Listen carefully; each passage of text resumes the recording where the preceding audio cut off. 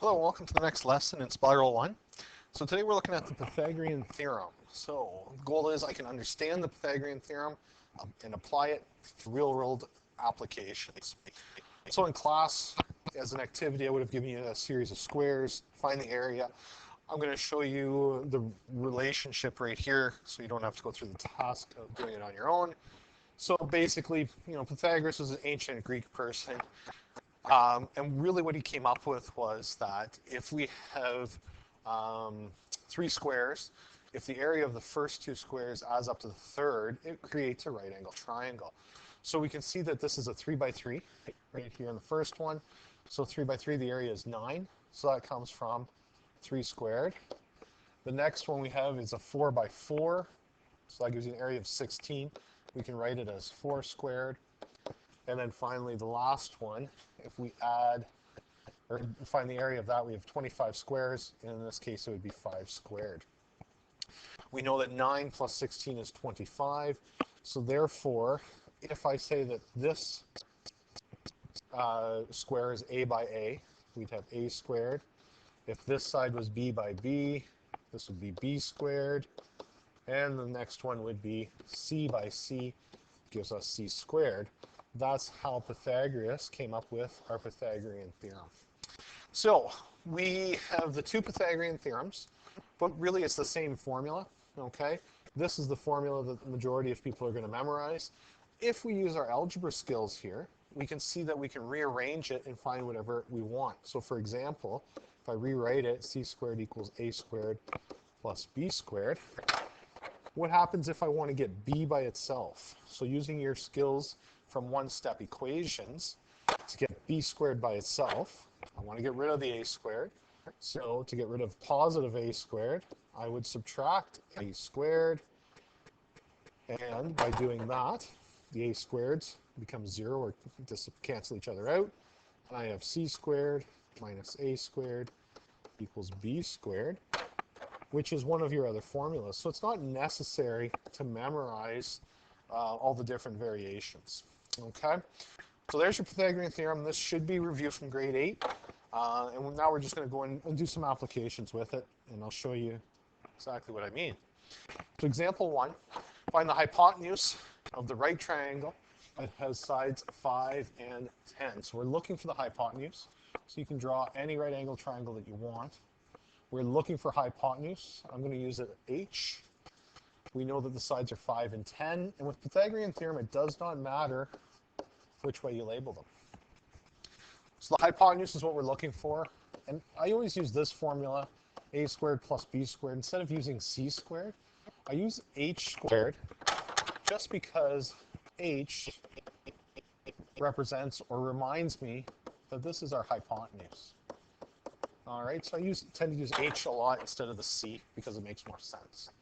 So if I want to find the hypotenuse, this is a substitution question. So whenever we do substitution, we use brackets. So I'm going to say this side is side A, and this side is side B. Again, it would not matter. You'll get the right answer no matter which way you label those.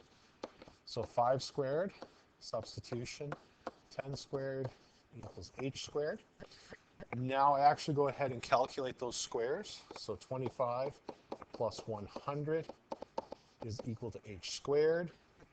125 equals h squared.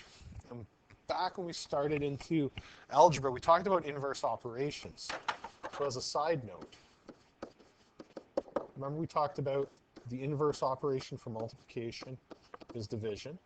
The inverse operation for adding is subtracting. And I also did the inverse operation for squaring would be square rooting. Okay? So we need to know that for Pythagorean theorem. So to solve this, here's our square. So something's squared. So to get rid of that square, we have to do a square root. All right? The square root sign and the square would cancel. So the answer is going to be the square root of 125, or find the square root button on your calculator. Make sure you know how to use it. So we should get an answer of 11.18 meters, approximately. All right, so there's your first Pythagorean theorem question. Now, If the hypotenuse of a right triangle is 18 and one of the other sides is 3, what is the third side? So I'm going to show you an example of where your algebra comes into play here. So we know the hypotenuse is 18 centimeters. One of my other sides is 3 centimeters, which I'll label as A. So B is my unknown. I don't know what B is. I just memorized the one formula for Pythagorean theorem because I like to minimize how much stuff I have to memorize. So here's my formula. I'm going to go ahead and do my substitution and not worry, okay, because I have algebra skills. So side A is 3 squared. I don't know what B is. That's the unknown or the variable, so it stays as B squared. H becomes 18 squared. I'm going to get rid of that square, just so I'm working with numbers.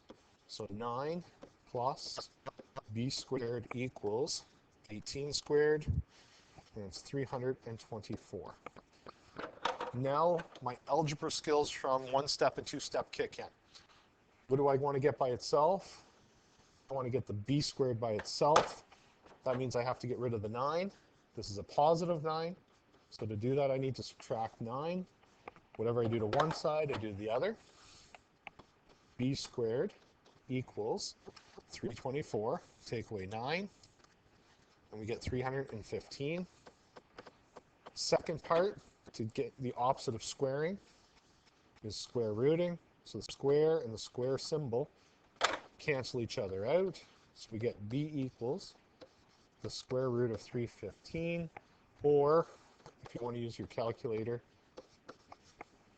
square root of 315 gives us approximately 17.75 centimeters. All right. So I've done that in a whole bunch of steps. For those that are more comfortable, you're going to be able to do this in less steps, which is fine. All right, but there you go. There is where our algebra, the 1- and 2-step algebra, becomes very, very important for us. I believe I have one more example here. On his way home from school, and this is the one thing, this is like an EQAO question. It's wordy, so what you have to do is you have to break it down into pictures to help yourself out. So on his way home from school, so let's say here's school, here's home. Kyle has to cross a field that is rectangular in shape. So here's my field. And being smart, Kyle's probably going to go corner to corner because it's the shortest distance. It says the field is 150 meters long and 85 meters wide.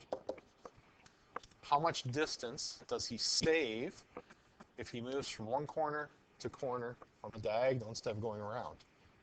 All right, so this is a two-part question. So the part one here, how long is it to go around? So part one, around the outside. All right, so to go around the outside, that means that I'm going to travel along this edge of the field and then along that edge. So I'll go with D equals for distance. So he's going to go 85 meters and then 150.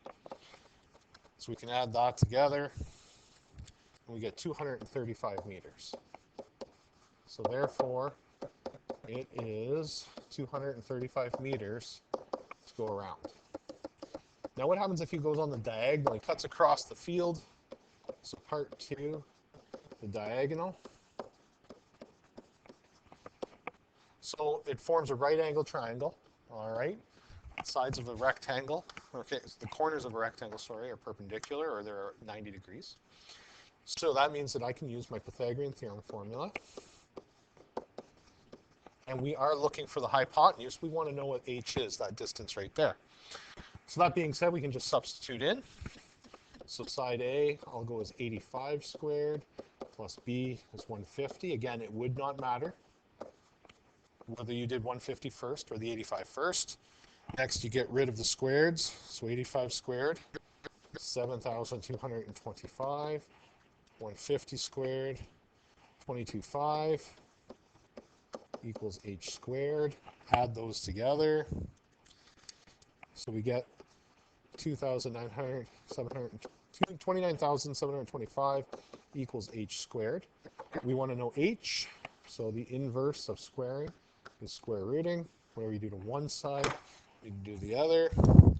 So we get the hypotenuse is 172.4 meters. So part 3, because the question said, what is the difference? All right, that's the key here. It's a 3-part question. Okay, how much distance does he save? So how much closer is he going on the diagonal? So part 3, distance saved. So you notice that I'm putting titles on each of my stages here. This is good for communication. It increases or improves your mark. So we can go distance saved equals D, and that's from the first question. All right, that's where that's going to come from. Minus H, the hypotenuse, which is going to come from part 2. So we have 235 minus 172.4. Plugging that in, we get 62.6 meters. So therefore, Kyle will save 62.6 meters going across the field. All right, and there's your full solution. Okay, so a little bit of algebra in there, a little bit of Pythagorean theorem. That should let you do the homework for this particular section. If you have any questions with Pythagorean theorem, please make sure you ask your teacher, and they will provide you with the help that you need. Good luck.